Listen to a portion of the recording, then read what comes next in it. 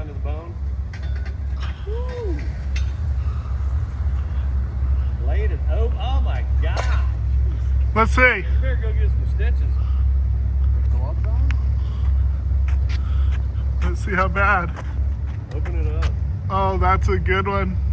Ah. That's one of those you go, yep.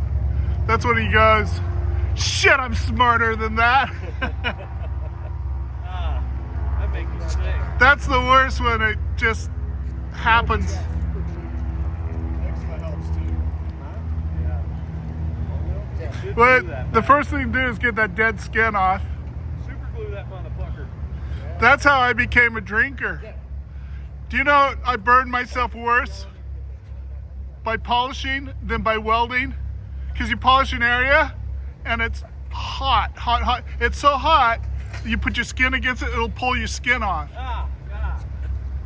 So I'd burn myself, come home and drink a bottle of vodka and have my daughter dress my wounds because she'd have to take all the skin off.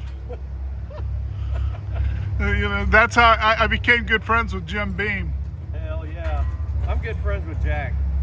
Yeah, Jack's a little higher society than Jim. Oh, yeah.